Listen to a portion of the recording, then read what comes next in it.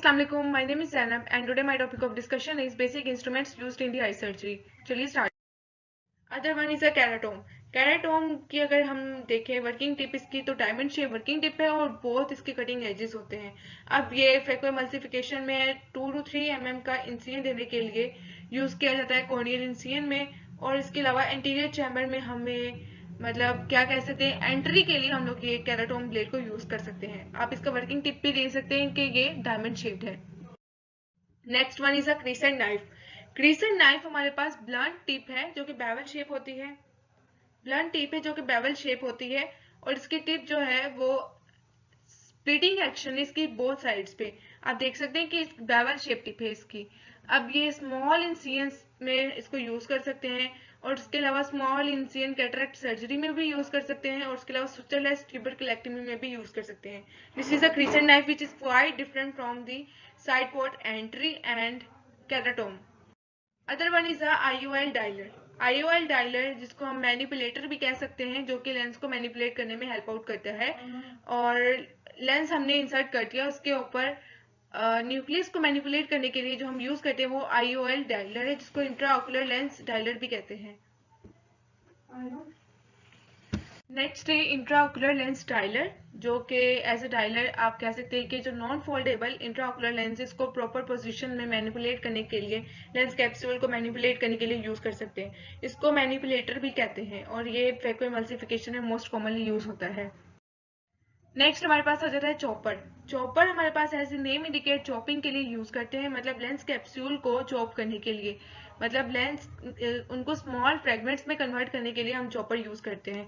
This is a chopper and this has a pointed tip और hook shaped and has a cutting as.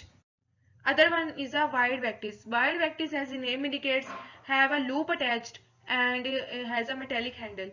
And this is most commonly used to remove the dislocate or subluxated lens or nucleus in the extracapsular cataract extractions।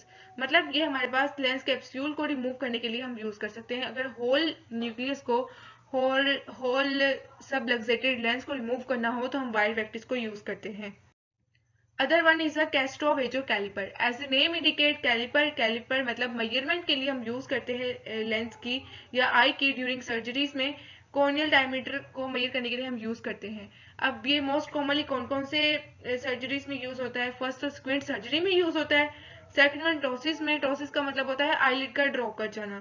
Third हमारे पास retina डिटैचमेंट्स में and parts प्लाना vitrectomy surgeries में ये use होता है।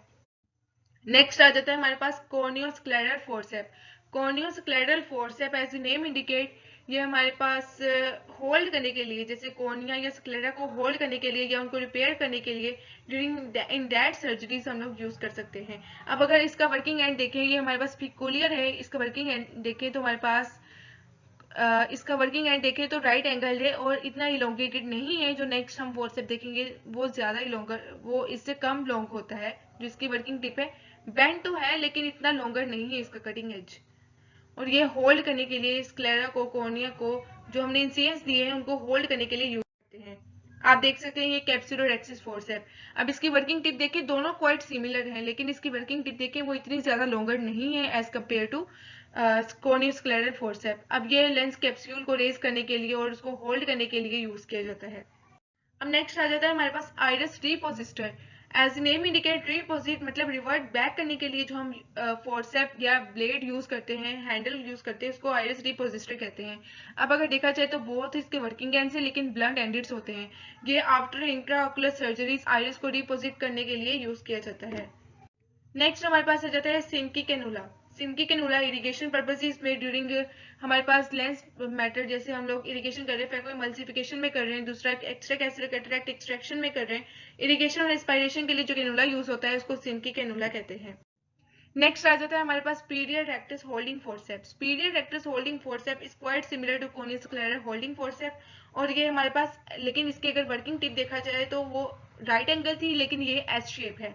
Near the tip अगर देखा जाए तो एस शेप इसकी वर्किंग टिप है। एज नेम इंडिकेट्स तो ये स्पीरियर रेक्टस को होल्ड करने के लिए यूज किया जाता है। अब स्पीरियर रेक्टस को होल्ड करना during cataract surgery glaucoma surgery या आईबॉल को मेंटेन करने के लिए हम superior rectus holding forcep use कर सकते हैं। नेक्स्ट आ जाता है ये भी हमारे पास पीरियस rectus superior rectus holding forcep है। अदर है हमारे पास intraocular lens holding forceps.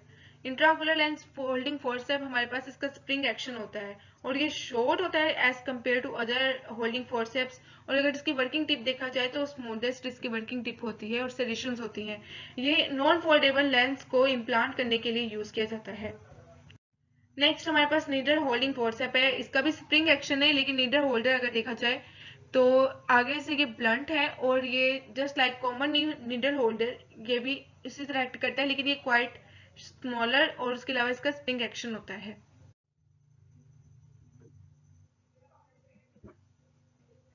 Next हमारे पास है De Bakey scissor. De Bakey scissor हमारे पास फाइन सीजर की तरह ही है, लेकिन अगर देखा जाए तो इसका वर्किंग एंड हमारे पास राइट एंगल है।